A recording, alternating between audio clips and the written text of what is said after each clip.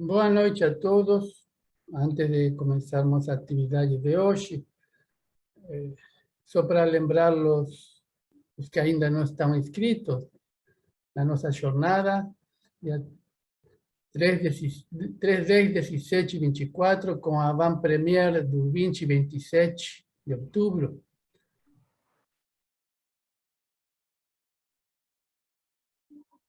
Para vocês poderem fazer em sua inscrição. Não deixarmos para a última hora.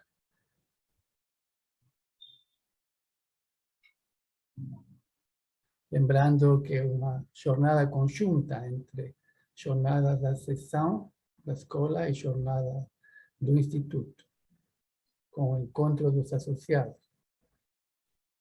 Então, teremos uma sequência de vários encontros, várias atividades, com convidados, inclusive. Então, além de se inscrever, podem convidar colegas para se inscrever.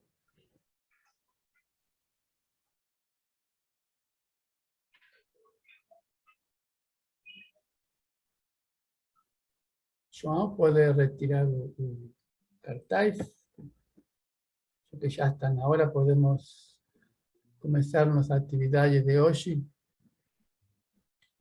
que é a última, na verdade, preparatória para o ENAPOL, o encontro americano. E começo por agradecer a Jordán Gurgel pelo convite para participarmos hoje. E, como vocês viram no cartaz, intitulamos Gênero e Amor.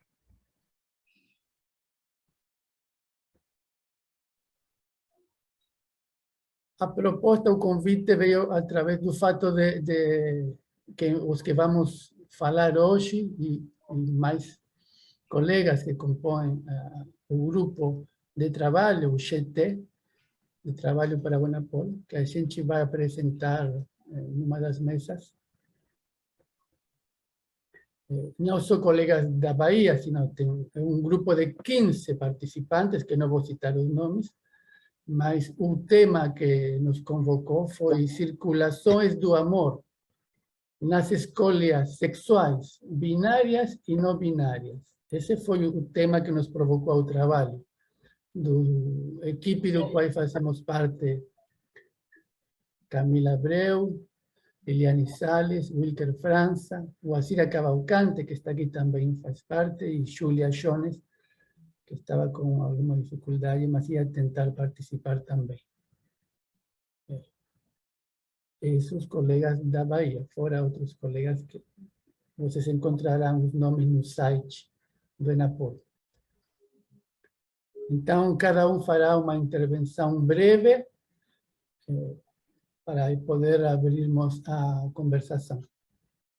Então, se o pretexto foi esse trabalho sobre circulações do amor nas eleições binárias e não binárias, cada um pegou um viés que lhe interessava para conversarmos hoje.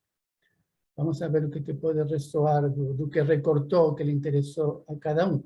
Eu começarei fazendo um recorte, um extrato do trabalho que vamos apresentar, inclusive traz uma pequena vinheta clínica. A seguir, Camila Abreu fará sua intervenção, depois seguida de Liliane Salles, e, por último, Wilker França, para abrirmos a conversação. Vamos lá, então. Eu intitulei...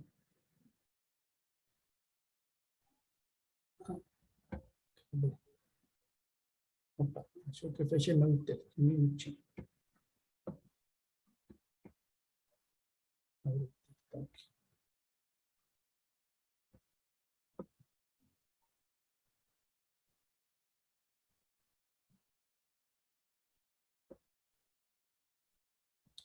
Aqui.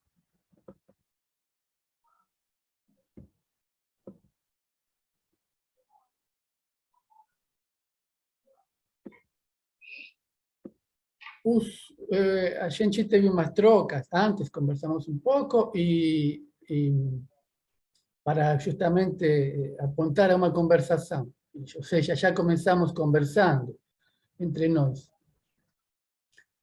Na verdade, uma continuação da conversação que já tivemos no GT de trabalho. Mas vou antecipar que particularmente encontramos muita afinidade, muita proximidade com o destacado, o que interessou a Wilker França trabalhar. E, inclusive no próprio título já encontramos alguma ressonância. Meu título é A Transiteração do Amor entre os Gêneros. A hipótese que trago hoje em forma de pergunta, e que também encontrarão na fala de Wilke, é se podemos elevar a questão trans ao nível de um paradigma da subjetividade contemporânea. E, portanto, para a clínica atual. Pergunto, ou estaríamos simplesmente no trânsito entre os paradigmas de Schreber e Joyce? Uma pergunta que eu me faço. Maria-Helene Bruce esclarece um ponto importante no atual debate que envolve o discurso social. O termo gênero substitui o termo sexo como significante mestre na atualidade. Então fica gender sobre barra sexo, gênero barra sexo. No discurso de Lacan seria o semblante do gênero e a verdade como significante mestre, mas no lugar da verdade dele, debaixo da barra, o sexo. Isso tem efeitos na subjetividade de nossa época. Então, para nós, a questão de gênero é uma questão de discurso, ou seja, de representação. E qualquer representação, a um nível significante, implica a diferença com outra representação. Essa premissa coloca um problema para as identidades de gênero. Assim, abre-se de entrada uma pergunta. Seria possível buscar uma identidade sexual para além do significante, sendo que este como tal não porta nenhuma essência, e aqui é fundamental a palavra essência, dado que não há nada que possa definir por si mesmo a essência do que é ser homem ou ser mulher. Nada no sentido, não há nenhum significante que por si mesmo, sozinho, possa definir. A partir desta premissa, consideramos que o que se chama de a redesignação sexual, nos casos trans, não resolve a questão do ser. Nestes casos, o amor não se liga à imagem do IDA, ao semblante do objeto, né? A imagem do IDA, mas ao falacer, aquele que conjuga o sujeito ao corpo, a substância gozante ao significante. Aqui encontramos os dois paradigmas conversando. Entendo que o que liga a imagem ao IDA, estamos pela via orientados pelo paradigma Schreber. E quando vamos falar do falacer, na conjugação da substância gozante ao significante, estamos no lado Joyce, no paradigma Joyce. Assim como eu me oriento. A seguir ilustraremos com uma vinheta clínica o que Bruce aponta sobre o termo gênero, na medida em que este sai do binário construído a partir da reprodução sexual para introduzir um terceiro termo, o neutro. Então, uma ilustração clínica. Um pai procura um analista para sua filha de 14 anos. Inicialmente, a jovem localiza o seu sofrimento em alguns traumas indeterminados. A pergunta do analista, o que é um trauma? produz um efeito de surpresa para o sujeito, que responde não querer falar sobre isso naquele momento. Ao falar de sua família, menciona sua avó homofóbica. Quando indagada sobre o que isso quer dizer, ela responde por meio de sua identidade. Diz ser trans. Sente-se um menino que está no corpo errado. Essa sensação apareceu há cerca de 7 anos atrás, ou seja, quando tinha uns 7 anos aproximadamente. Por isso escolheu outro nome, distinto daquele que seus pais lhe deram. O analista pronuncia um nome, o qual, em português, é do gênero masculino. Mas ela o corrige, dizendo que o nome deve ser pronunciado em inglês. O analista acata sua escolha, porém sente uma estranheza ao pronunciar o nome em inglês. No caso dessa paciente, o nome escolhido pelos pais é oriundo da língua japonesa e no português tem gênero indeterminado, podendo ser tanto um nome feminino quanto masculino.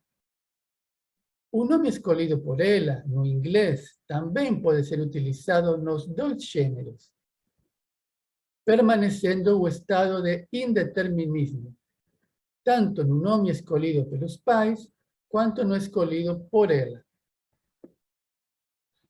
Para a paciente, o significante indeterminação remete à opacidade do desejo do outro, mas, sobretudo, a dimensão de algo que se revela nessa própria experiência.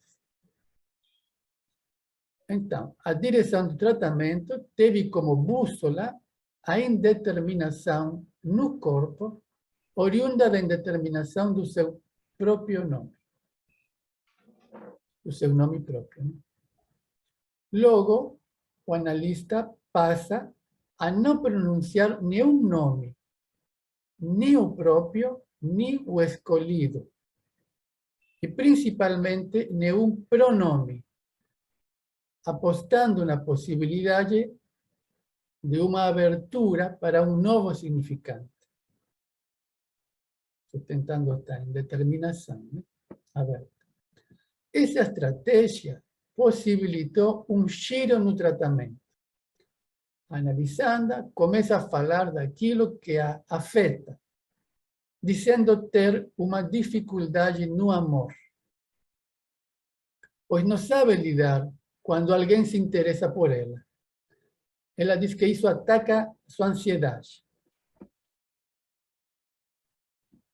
Destaca-se uma cena que nos permite ilustrar um modo de o falacer contemporâneo se a ver com as questões do amor no contexto das chamadas escolhas sexuais. Um amigo, homem hétero cis, abraça ela e tenta beijá-la à força. Ela coloca a língua para trás e impede o beijo. Nesse momento, sente o pênis ereto desse amigo e entra em pânico. Em suas palavras, ela diz: o corpo desliga, não vejo nada ao meu redor, tudo escuro, caio no chão e fico fraca. É o choque.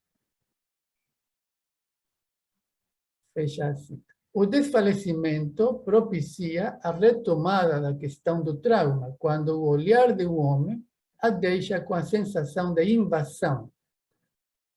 Ou seja, diante dos indícios do gozo do outro, ela desfalece. O analista solicita que fale um pouco mais da dificuldade no amor. Ao que ela pergunta: falar do amor na teoria ou na prática? Isso promove outra articulação sobre a questão identitária, quando ela afirma não ser mais trans. Agora é não binária. Se produz um movimento aí, né? Esse efeito da própria análise. Agora ela se apresenta como não binária. Ela diz ser homem, ser mulher, ser os dois, ou nenhum dos dois. O analista intervém aí. Então, há algum modo de se diferenciar?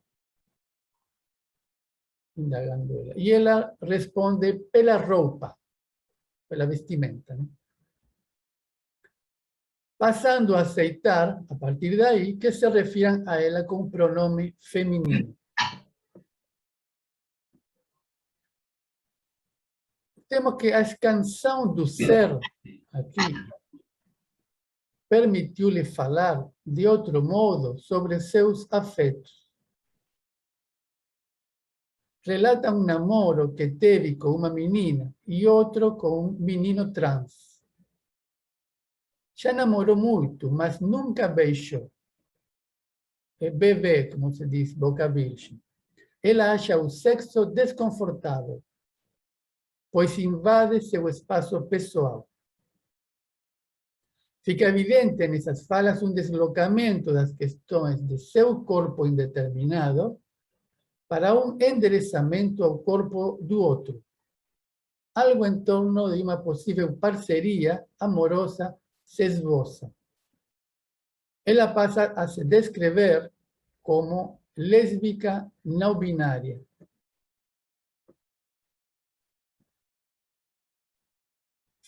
Finalizo aqui para passar a palavra a Camila.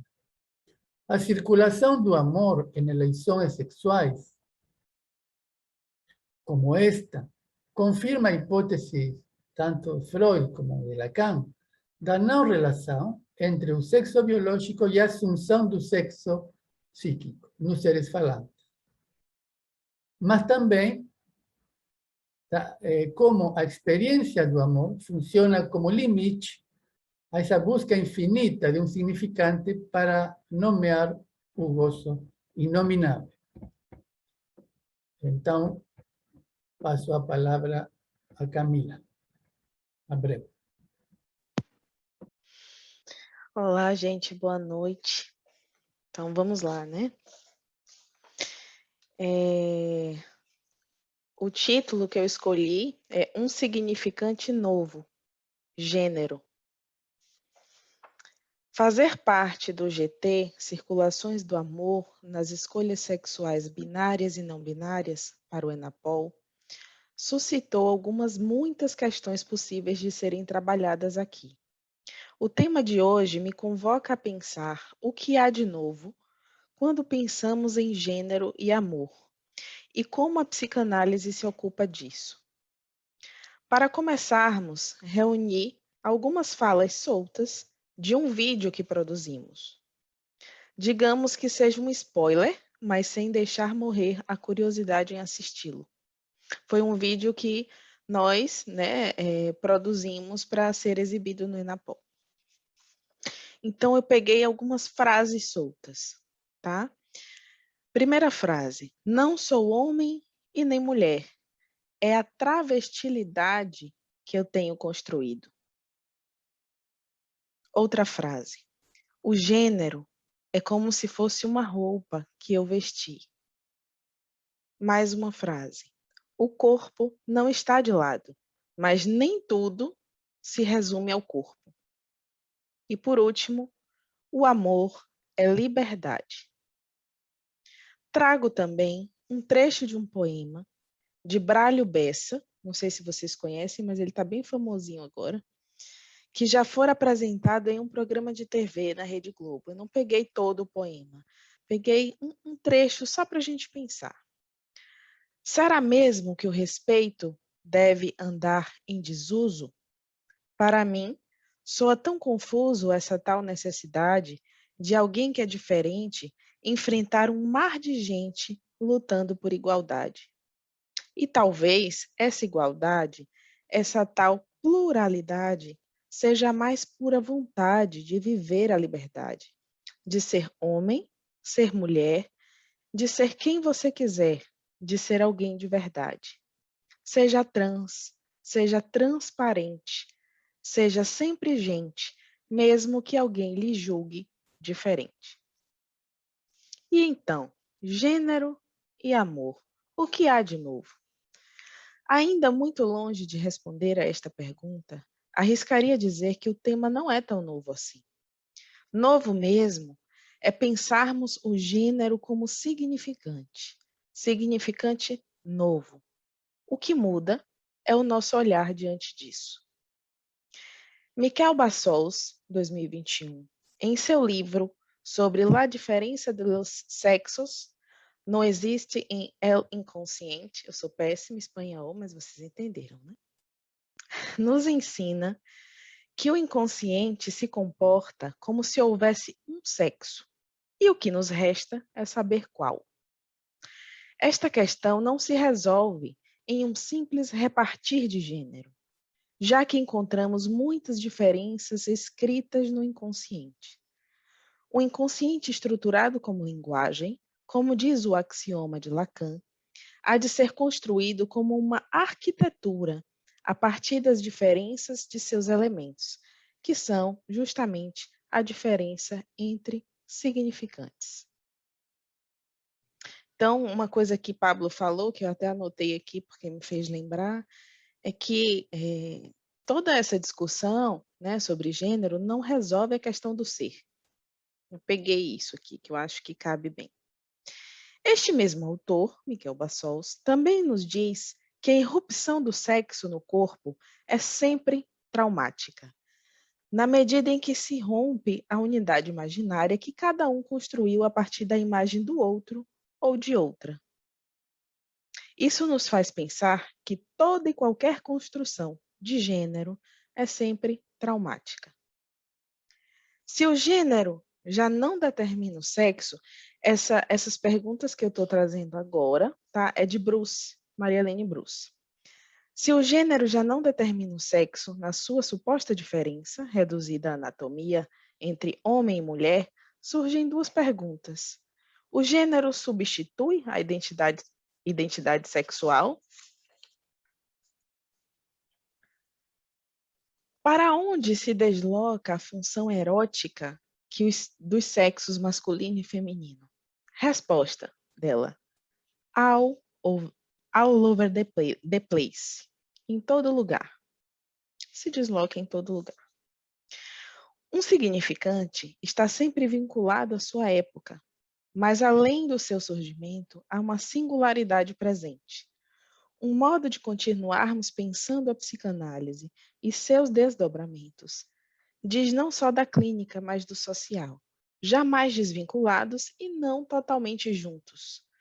Não se trata apenas do sujeito inconsciente, mas da presença do corpo falante que se apresenta na linguagem. Para terminar, digo-lhes que no último ensino de Lacan, encontramos algo sobre a nova situação dos mecanismos de identificação, já que não se trata mais de um sujeito representado por um significante para outro significante, mas da linguagem e sua categoria simbólica, que dá lugar ao ser falante. Logo, concordo com o título do livro de Bassols, que me arrisco em dizê-lo em português. A diferença dos sexos não existe no inconsciente. É isso. Obrigado, Camila. Paso a palavra a Liliane Sales, então, para a sua entrevista. Boa noite a todos e todas. Como o Pablo já falou e Camila introduziu também um pouco sobre o GT da gente, né? As circulações do amor. Um grupo menor que era formado por essas pessoas que Pablo falou daqui da Bahia e o Paulo de Minas, nós elaboramos um vídeo que será exibido no Enopol e que está bem bonito. Então, nessa pesquisa que fizemos, muitas leituras, né, e filmes, e séries, e entrevistas, não só para a construção desse trabalho, mas também para a construção do vídeo. E nessa pesquisa, eu fiquei muito encantada com a série Manhãs de Setembro, que é com a Lineker, que é uma cantora trans, mas que fez a sua estreia aí como atriz nessa série. E eu fiquei encantada assim, pela produção em si, pela beleza dessa série, né? Essa série se passa nas ruas de São Paulo, embora, curiosamente, ela foi filmada em Montevidéu. Na ocasião das filmagens, estourou a pandemia e eles não puderam ficar nas ruas de São Paulo. Eu coloquei como título O Amor para Além do Gênero. Após as discussões do GT do Ana Paula, Circulações do Amor nas escolhas sexuais binárias e não binárias, escolhi a série Manhãs de Setembro, que me suscitou a pensar a trama de uma personagem trans numa realidade de difícil sobrevivência de tramas amorosas e parcerias. Manhãs de Setembro é uma série curta de 5 episódios de aproximadamente 30 minutos. A protagonista da série é a Lineker, que é uma cantora trans e agora faz a sua estreia como atriz de uma personagem também trans.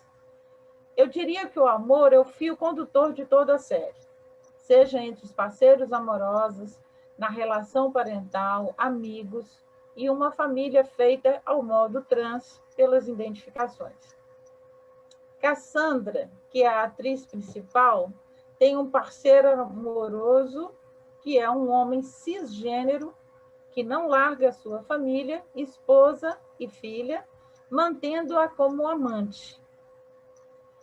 Logo no primeiro episódio, Cassandra celebra seu novo apartamento alugado com o dinheiro do seu trabalho como motoguel e é surpreendida com a visita da Lady, uma mulher que o então Clovis teve uma única relação sexual e apresenta uma criança de 10 anos e diz que é o seu filho.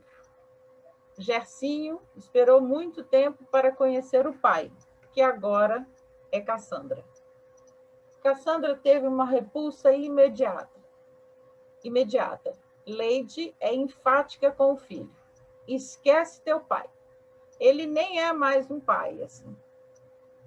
Mas ele segue firme na tentativa de ter o amor dela, ao mesmo tempo que lida com o esvaziamento do gênero paterno, faz manobras para estabelecer uma parceria amorosa.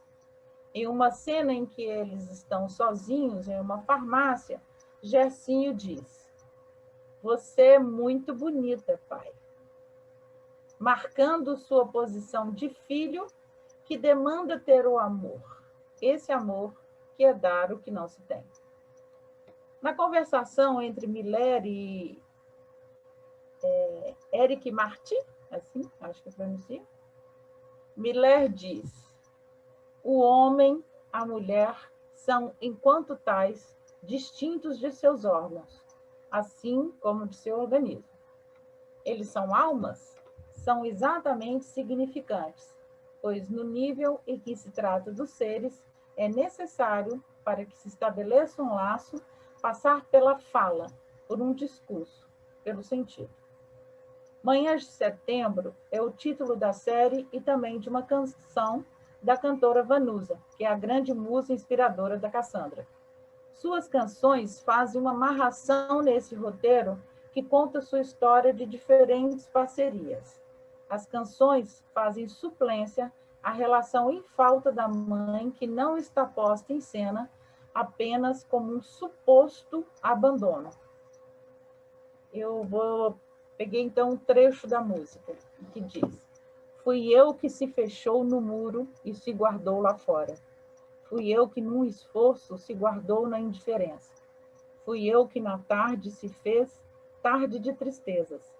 Fui eu que consegui ficar e ir embora. Eu fui esquecida. Fui eu, nas manhãs de setembro." Ivaldo, um garçom casado e pai de uma adolescente, é seu amante e mantém uma relação muito amorosa e dedicada. Parceria que tem um bom funcionamento por escapar ao estándar dos casais tradicionais. Até que em algum momento, após ele ter uma conversa com a filha, que conta ter uma namorada, ele pede que ela guarde o segredo da mãe. No que ela prontamente responde: por que eu vou guardar se eu estou feliz? Ele se cala e toma a decisão, a partir daí, de se dedicar mais à família e tem uma conversa tensa com Cassandra. Ele sugere que tenham regras na relação e ela reage mal. Sabe por que a gente era legal juntos? Porque fazíamos o que queríamos e porque era leve e não tinha regra. A parceria se desfaz aí, no exato momento em que sua filha o coloca em xeque com o próprio desejo e ele recua. O resto sintomático, seu modo de lidar com a pulsão, o que atravessa o circuito da fantasia, o que mais tem de si na vertente do sintoma é o parceiro sexual, nos diz Lacan. Neste caso, uma mulher trans foi a que se constituiu como um sintoma para esse homem que, ao tentar refazer seu casamento, acaba por ceder do próprio desejo. Recortei do Jesus Santiago um trecho do seu texto, o falacer para além do binário homem-mulher. Diz o Jesus, então. Não sem razão, o que mais caracteriza o resto sintomático do homem, o que há de si na vertente do sintoma, é o parceiro sexual, no sentido de que é a mulher que se constitui um sintoma para todo homem. Assim sendo, é esse outro uso do falo que aponta para o furo no real, porque se torna ele próprio resíduo desse real e permite ao falacer lidar com o seu parceiro sexual como um savoir-faire, um saber se virar concernente a esse parceiro amor. Após esse rompimento, Cassandra e suas amigas, também trans, Roberta, que dirige o clube de música chamado Metamorfoses, Pedrita, que é também cantora do clube, e quem faz é a Linda Quebrada, estão deitadas na cama de Cassandra e acolhem a amiga que acaba de ser deixada pelo boy que termina para ficar com a gata cis, como conclui Pedrita. Roberta rebate: diferente, Pedrita. Na minha opinião, o Ivaldo gostava sim da Cassandra. Pedrita insiste que o amor não é coisa para travesti. Reitera Cassandra: a gente nunca teve outra opção que não fosse essa. Roberta, lúcida, volta a defender a posição da escolha feita por elas. Você poderia ser um boy covarde, fazendo da sua vida uma mentira, fazendo tudo o que todo mundo gosta, menos você. Elas se abraçam e sorriem cúmplices. Era isso. Obrigado, Liliane. Passamos a palavra, então, para Wilker Franz. Oi, boa noite. Deixa eu abrir aqui meu trabalho. Oi.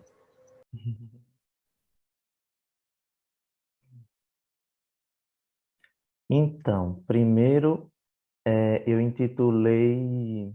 Vocês me escutam? Ah, sim. Eu intitulei o meu trabalho de transmissão. Então, como todo mundo falou um pouco, né? Esse trabalho surgiu, além da minha experiência clínica, né? Das discussões feitas no GT, que eu convido, aproveito também, né? Para convidar todo mundo a assistir no Enapol, a conversação que vai acontecer, que se chama Circulações do Amor nas Escolhas Sexuais Binárias e Não Binárias. Esse GT, como o Pablo falou, né, ele foi composto por umas 15 pessoas e foi coordenado pelo Pablo e pelo Luiz Francisco Camargo. Esse texto que eu estou apresentando aqui para vocês, ele teve como umas balizas, alguns textos, assim, que eu vou falar, inclusive, eu recomendo, assim, um pouco, né, esse percurso que me parece interessante para entender toda essa questão em torno da questão trans que vem sendo discutida em toda a nossa comunidade, né, da escola. Primeiro, que é o texto do Preciato, que ele vai falar no congresso lá da École. Em seguida, o texto da conversação do Millet com o Éric Marty, e depois o Lacan cotidiano de número 928, que é intitulado O Ano Trans. Nesse Lacan cotidiano de número 928, tem inclusive o texto do Millet, O Dócil ao Trans. Mas não só ele, tem muitos textos muito legais, inclusive um do Lohan, que eu recomendo. Então, eu tentei me deixar guiar pela posição milleriana de escuta e docilidade ao trans, no singular, apesar de achar importante uma posição contrária, firme, dirigida ao lobby que está em jogo nessa questão, envolvendo principalmente o discurso médico e de gênero. Pois bem, a pergunta que guia essa minha apresentação será: o que o trans ensina à psicanálise? Marcos André Vieira, na conferência O Analista e as Novas Sexualidades, de junho de 2021, há pouco, na NEL, afirmou, e eu concordo com ele, que os trans hoje não são mais o que eram no tempo de Lacan. A explosão do gênero, como afirma Marcos, é uma das versões do real no século XXI. Dessa forma, penso que teremos que nos distanciar um pouco do mestre, que aproximou o trans da psicose, para, paradoxalmente, o encontrá-lo. Devemos pensar os trans no singular, mas se faz importante diferenciar aqueles que querem passar de um gênero a outro, a partir de uma discrepância entre seu eu e a imagem, daqueles que se opõem à concepção binária do sexo e trabalham para fazê-la fluida. Lohan, em seu texto que eu me referi do Lacan cotidiano, que se chama Do Paradigma Trans, diz, é uma citação: algumas pessoas mudam o gênero que lhes é atribuído no nascimento porque eles acreditam firmemente que pertencem a outro sexo, no qual eles poderiam viver melhor. Outros querem se aventurar em um novo lugar, em um espaço ainda não ocupado, de forma clara ou concreta, e ainda mais, sentem a necessidade de desafiar suas expectativas de gênero inicialmente impostas. Como bem nos diz a Laerte, que é a partir do seu documentário, né, tem um documentário na Netflix que se chama Laertice, que é sobre a cartunista Laerte, né? Isso é uma fala que que está até também como um recorte em um dos nossos vídeos, que a Liliane falou, mas que ela fala, que é retirado desse documentário na Netflix, que ela diz o seguinte: quando eu comecei a fazer essa passagem, eu sabia que não ia virar mulher, no sentido de mudar minha genitália e nascer de novo. Essa ideia de nascer de novo não me passou pela cabeça nunca. Então, o que me passou é uma alegria muito grande de poder exercer essa liberdade. Uma das primeiras lições que se deve apreender do paradigma trans é o quanto ela deixa clara uma questão que é de todo falacer, seja ele homem, mulher, cis ou trans, sobre a inadequação do sujeito com seu sexo. O que fica evidente é que a adequação do gozo ao que se comporta do binarismo masculino e feminino sempre deixa um resto e que a identificação não resolve esse impasse. Assim como na clínica das psicoses, com o inconsciente a céu aberto, muito ensina a clínica das neuroses, assim como a clínica das psicoses muito ensina a clínica das neuroses, né? Me parece que é preciso tomar a transexualidade como um paradigma para nos ensinar sobre o sujeito contemporâneo.